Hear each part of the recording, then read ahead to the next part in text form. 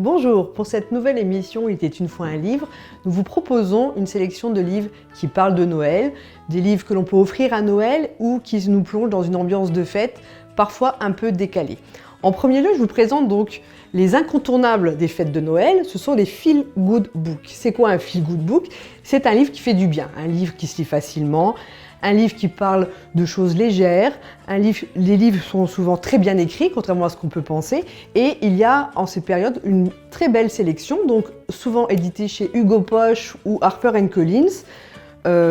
Voilà, ce sont des livres qui parlent donc d'histoire d'amour, d'histoire de famille, des choses comme ça, avec beaucoup d'humour, parce que ce sont des feel-good books, mais très drôles, avec une préférence pour tous ceux que j'ai lus. Celui-ci, Lucie Castel, bon ça c'est la maison d'édition qui me l'avait envoyé, donc c'est pas la couverture officielle, donc pas si simple. C'est l'histoire d'une jeune fille qui est coincée à Noël à Londres et qui va rencontrer des gens super sympas. Il n'y a pas vraiment d'histoire d'amour, c'est juste une histoire d'amitié au moment des fêtes.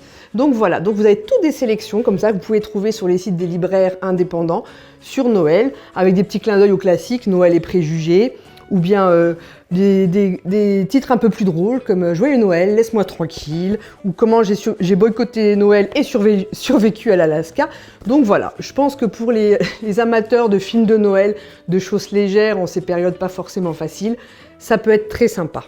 Nous poursuivons cette sélection avec les auteurs de polar qui se sont décidés un jour à écrire aussi sur Noël, parce que dans la culture anglo-saxonne, Noël est une fête quand même très marquée. Donc nous avons Anne Perry, qui, après avoir écrit donc, les aventures de détectives sur plusieurs séries, s'est lancée dans l'écriture de livres sur Noël. Donc elle en a écrit plus d'une dizaine, donc vous avez Le Curieux Noël de Mrs. Ellison, Un Noël à New York, vous avez aussi à la médiathèque à Romba Un Noël à Jérusalem, Un Noël en Sicile. Donc ce sont des petites nouvelles indépendantes des unes des autres qui traitent du thème de Noël. C'est très bien écrit, c'est sympa et ça reste quand même dans le domaine du polar et puis des enquêtes. Ensuite, on a John Grisham, donc c'est un auteur mondialement connu, auteur d'immenses best-sellers, qui s'est lancé dans l'écriture d'un livre comique sur Noël, Pas de Noël cette année, où on voit une famille qui refuse de fêter Noël par principe, une fois, parce que leur fille n'est pas là, ils décident de partir aux Caraïbes. Manque de bol, les voisins s'y mettent, ils sont obligés de fêter Noël. Donc c'est un livre très drôle sur la tradition de Noël aux États-Unis, et c'est un livre qui est adapté au cinéma. Le film s'appelle Un Noël de folie. Donc n'hésitez pas, il est disponible à la médiathèque de Romba. Et on a aussi Agatha Christie qui a écrit Le Noël d'Hercule Poirot. Donc c'est une enquête donc, du fameux détective au moment de Noël.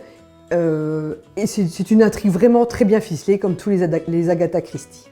Après les Feel Good Book, les auteurs de polar, nous voici avec les éditions Folio, des petits livres à 2 € pièce, donc disponibles en librairie, qui sont des petits recueils de nouvelles, de poèmes, des petites nouvelles sur le thème de Noël et des fêtes de fin d'année.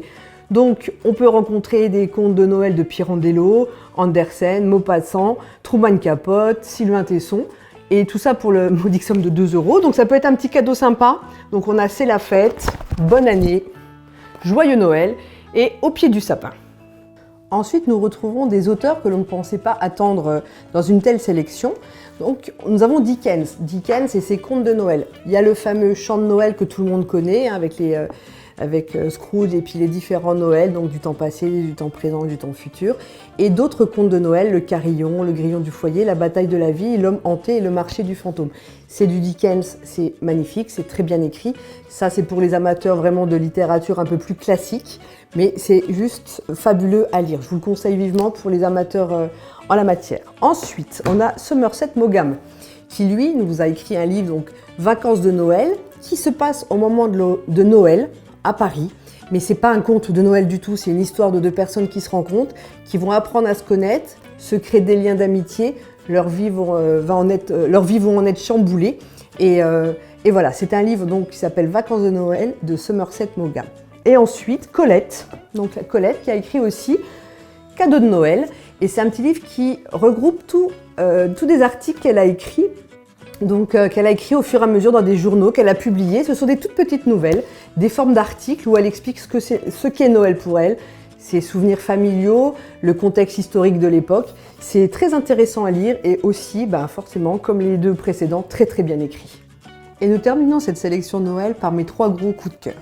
Le premier, L'Italienne qui ne voulait pas fêter Noël de Jérémie Lefebvre.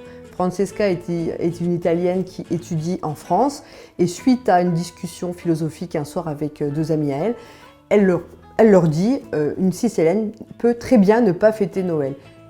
Eux rient forcément et la mettent au défi de retourner chez elle en Sicile et de ne pas fêter Noël. Donc, elle repart chez elle en Sicile et elle annonce à sa famille qu'elle ne fêtera pas Noël parce que voilà, elle a envie de changer et elle ne veut pas s'astreindre à ces rituels pour elle familiaux. Sauf que sa famille se met un peu contre elle en disant t'es égoïste, etc. Et donc, ils vont essayer coûte que coûte de la faire changer d'avis. C'est très drôle, il y a des passages plutôt philosophiques, c'est très bien écrit, c'est vraiment un petit coup de cœur pour cette période. Ça nous remet bien en question sur certaines choses de notre culture. Voilà, ça c'est le premier coup de cœur. Le second coup de cœur, c'est Tolkien. Donc l'auteur du Seigneur des Anneaux qui a écrit là un livre pour enfants, Lettres du Père Noël. Tolkien a 3 enfants. Pendant 20 ans, tous les ans, à Noël, il va leur envoyer les lettres du Père Noël. Donc le Père Noël écrit à ses enfants en illustrant donc ces lettres par des petits dessins avec une écriture tremblotante où il explique ce qui se passe au pôle Nord pendant les fêtes de Noël.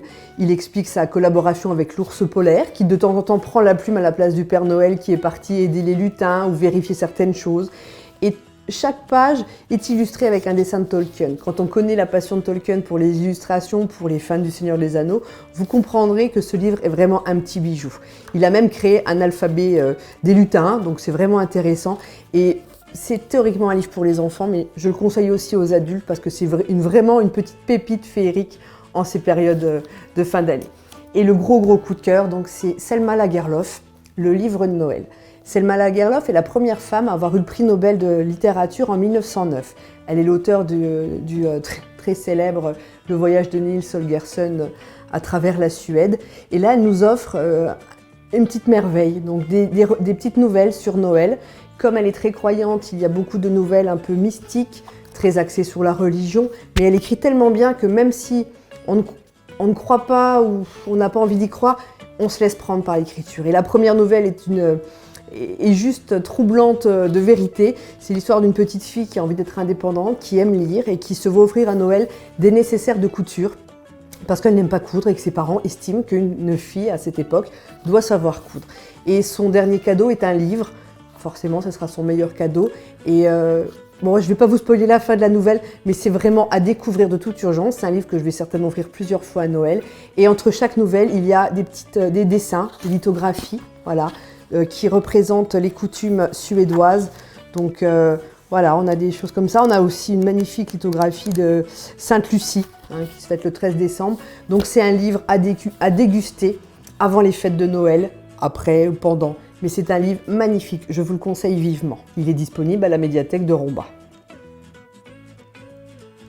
Donc voilà notre sélection, il y en a pour tous les goûts, de tous les genres. Donc n'hésitez pas, lisez, c'est le moment de l'année où on peut profiter. Je vous souhaite à tous donc de bonnes fêtes de fin d'année, de joyeuses fêtes de Noël et on se retrouve bientôt.